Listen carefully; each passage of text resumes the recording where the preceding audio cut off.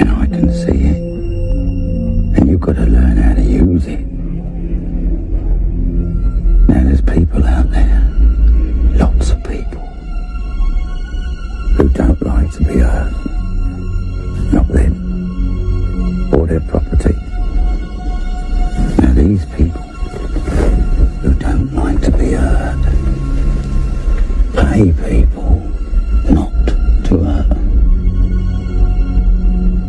You know what I'm talking about, don't you? Of course you do. Now when you boys get out of here, you keep your eyes wide open. Watch out for the people who don't want to be hurt. 'Cause you scare the shit out of me, boys. Wonderful.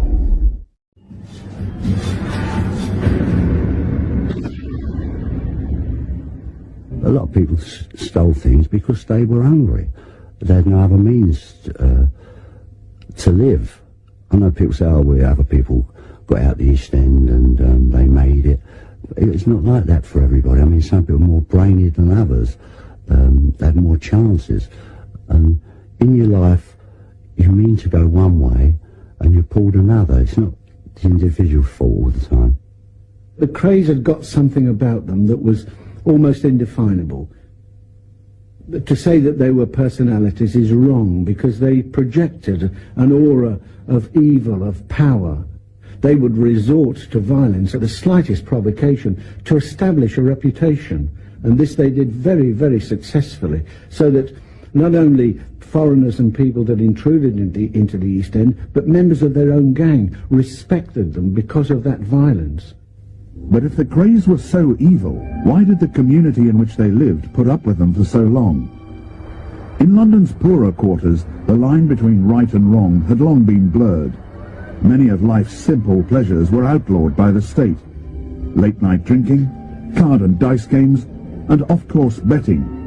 I mean, I lived in a place called South Grove Buildings. It was a big old block of flats. There was at least 3 bookmakers in there, used to take the bets. And they all got a living. And all of a sudden they might say to my dad, Barney, my dad's name, Barney, got to nick you today. So at B's turn to get nicked, to take him to court. Illegal bookmaking, street bookmaking, might get found for a £5. The East End contained many illegal drinking and gambling clubs, which were frequently targeted by the police. People were in there playing cards, and then the police would raid it. They'd take them to the police station, have to appear in court next morning, get fined 10 shillings, 5, whatever it was in them days. And that's where the people thought, what are we doing wrong? All we're doing is playing cards. We're not doing anything wrong. And they're arresting us, and so they lost their respect for them. Down the East End, the police were sort of natural enemies in some extent, and people didn't come running in with information unless it was to their benefit. Because there was so little respect for the law itself, many East Enders were unwilling to call on the police to investigate even serious crimes. They're a community of their own. They've lived hard, they've had a hard time, but it was their ethics and a code of honour that you didn't normally grasp. But this code of honour exposed the community to exploitation by professional criminals who turned it to their own advantage. In the East End, the law that was enforced was often the law of the Kray twins, Ronnie and Reggie. The twins ran that part of London like an iron rod. There was nothing that went on in that East End that they didn't know about. If there was a wrongdoing, get off the manor, because they would come down on you like a ton of bricks. Well, you know, they keep saying about protection. They was running the protection racket. It wasn't actually like it sounds. They would go into a place and say, if you don't give me we look after you, if you don't pay this, you'll be in trouble and all that. The people actually used to go to them and want them to look after it, and let it be known that they was looking after a place. They wasn't actually, I suppose it is a protection racket in a way, but it was worked on a different basis. People used to go to them and ask them to look after them. There were lots of people that walking into pubs that were taking a lot of money in those days. Remember, we're talking about the early 60s, when live music and good entertainment was throughout the East End, throughout every part of London, and protection money was being asked for. And therefore, rather than pay 3, 4, 5, 10 bullies, it's better to go and ask Ronnie and Reggie Kray, could you just appear for 10 minutes or have 1 or 2 drinks in our pub on a Saturday night? Once it was known as a pub that the Krays used, then that publican didn't have any more trouble. They only went into people that were breaking the law. You know, like if you had a publican who was having a laugh to timer, then they could go into him. Or if they had a club where they were doing illegal gambling, dice, spieling or something like that, they would go into them if they want their whack. But no way could they ever go into straight people. Because first, if they come into you, the first thing you do is pick the phone up, give it to the police. And that was it. So the only people they could intimidate were people that couldn't phone the police. The twins themselves would never like go on an organised robbery or a blagging or anything like that. They considered that the work of jailbirds, in their own words. But as soon as they heard of somebody who had it off, their first concern was, do they know anyone on the team? If they do, then they would go in for their whack, as it was known, their share. If he says, I'm not going to give you any money, you don't jump all over him. You come back and you say he's not going to pay. Now, that would be a different mission. Go and get 3 or 4 guys and go and sit on his house or a pub or a club where he drinks and give him a talking to. Send him to the hospital for a couple of days and then talk to him again. That was everyday firm work, you know. Leeching off the local villains was just one of the financial pillars on which the Krays empire was built. Another was protection. I was taken out with Ronnie and Big Tommy Brown. We took the taxi and we toured the West End, all the different clubs where they were getting paid off. And I was introduced to whoever used to pay the money, and they were told that I would be collecting from now on. And that was it. That became my Friday job. I used to call it the milk round. You know, just run around the West End, collect all their dough, and then all around the East End, little spielers and that. I mean, there was clubs I used to go, like Benny the cab drivers in Commercial Road, £10 a week, a tenner, just to let him carry on running his spieler. 25 quid a week, the Green Dragon. Some of the West End clubs, 40s and 50s. Before he was recruited to the Krays firm and became their chief collector, Donahue was forced to undergo a bizarre initiation ceremony.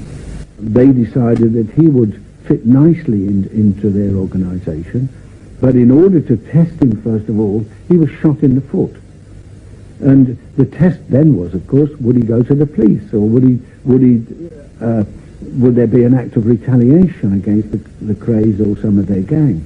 But instead of this, the man went home and nursed himself, and eventually then was recruited into their firm and became one of their able lieutenants, and a very trusted one.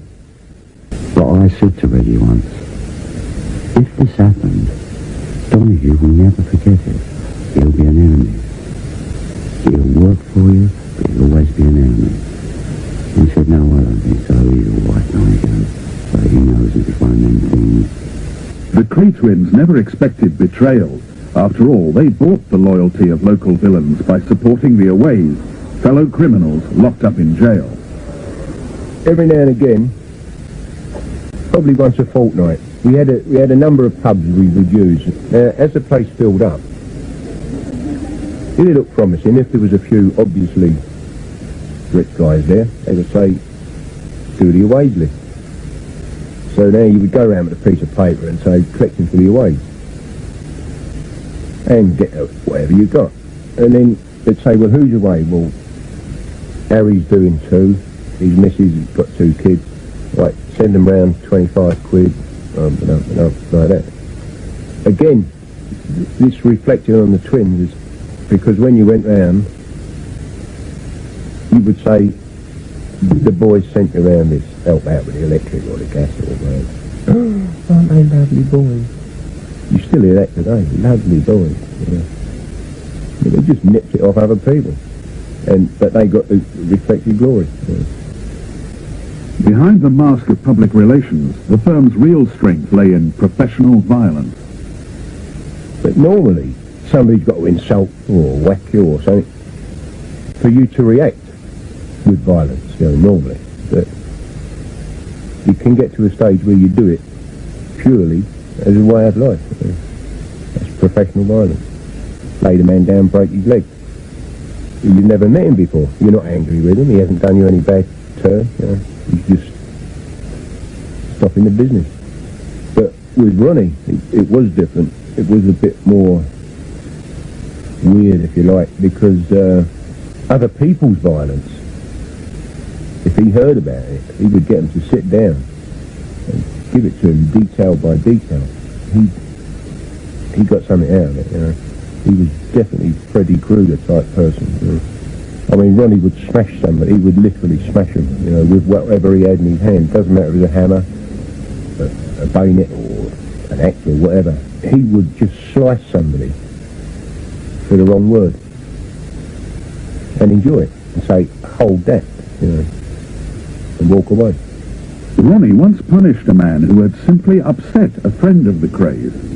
And so they dragged this poor little guy out of bed at 2 in the morning, took him down to a club that they then owned called Esmeralda's Barn, tied him to a chair, and Ronnie had then heated a sharpening steel in the gas burner of the cooker, and then put it across this man's forehead and across his face, and burned him very badly. Ronnie once told me that they had a cousin who was, say, 2 or 3 years older than them, and when they were kids, and they used to play in the bomb sites all over the place, you would make little dens, what you call dens, little camps. And this older cousin would be torture these two boys, the twins. And whether that had any effect on them, well, I suppose it must have done, but they never actually told the parents about it. But obviously it's something that stuck with Ronnie for him to tell me about it. Ronnie didn't hide the fact that he was a homosexual. No. He liked young boys, young men. There were writers, there were the politicians, like the famous ones like Boothby, Dryburgh, and a few others. Supposing Ronnie might fancy a coming star, and I'd like to meet him, so straight away as a W out me. If anyone can get him in to a meet, that's all he's got to do. You can't guarantee that he'll fancy Ronnie. It would have been a bad thing if he ever had happened, I think so. I mean, old Clef, I don't particularly like his singing and all that, but he don't seem a bad guy. I wouldn't hate to see him involved with that sort of person. By the early 1960s, the Kray twins' charisma and willingness to use the most extreme violence had brought the whole of London's East End within their grasp. Now the undisputed bosses of their own manor, they called a gangland summit. There was a sort of, I'm not talking about a boardroom meeting, but there was a meeting between Freddie Foreman's firm, South London, the Nashes, North London, Twins East, and Richardson's, also South London. And we get together and cut London up. And all that don't interfere with each other's business. But Richardson's were getting too much money. They said, we don't need you. Just one bit of business, they were getting £1,000 a week out of the London Airport car park. That was just one bit. This made Ronnie jealous because he couldn't match that. So all he wanted to do was take it over, smash it. So the war was declared, and we were given a name each of their firm. We were told where they lived, what pubs and clubs they used, what place of business they used, and we were given access to a gun. As soon as Ronnie went into one of his depressions, got something upset him, he would say, that's it, go. and we would have all, well, now it's make or break. It's just an indication of how power crazy they were, that they would take such steps as these to exterminate members of an opposing gang, and you can imagine the kind of holocaust it would have generated, because this would have been gang warfare on a scale that we'd never known before. Spoiling for a gangland showdown, Ronnie was to be disappointed. Before he could send the troops to war, a bloody skirmish broke out over territorial protection rights at a Catford gambling club. Eddie Richardson and his supporters were shot and wounded. Kray associate Dickie Hart was killed. The police moved in and netted almost the entire South London gang, with the exception of Richardson hardman George Cornell. The next thing we heard was sitting in the pub in Bethnal Green. Somebody, one of the spies, came in and said, Cornell was sitting round the beggars, drinking. Now Cornell was running from the old bill, so he's away from South London, drinking in the East End. And Ronnie got the information that Cornell was actually sitting practically round the corner in the Blind Beggar. He took Scotch Ian, who's his backup there, and Scotch Jack as a driver. Ronnie and Ian went in. They had a shooter each. Ian let one go in the ceiling just to get people's heads down, and then Ronnie just stunned Cornell in the head. Try as they might, the police were unable to find a single witness who would say what had happened in that bar. Ronnie's lust for violence was beyond control. This increased the pressure on Reggie. His marriage to childhood sweetheart Frances Shea was cracking under the strain of her husband's criminal lifestyle. Well, she would smile, but, I mean, what's a smile, you know? You can sit in a dentist's chair and open your mouth, it looks like you're smiling, but there was a lot of glamour to it, I suppose, and it must have looked nice at the time, but when she actually saw how the whole thing was made up, and Ronnie screaming in the background and going into his troughs, she must have got sick and probably frightened of it as well. Thank you for watching. If you enjoyed the video, please join our Facebook group. It's called Kray's Crime Lords of London. We're a friendly, moderated group with over 1,000 Kray and other celebrated gangster videos available for view. There's also thousands of images in the photos sections. The link for the group is in the YouTube description section. I hope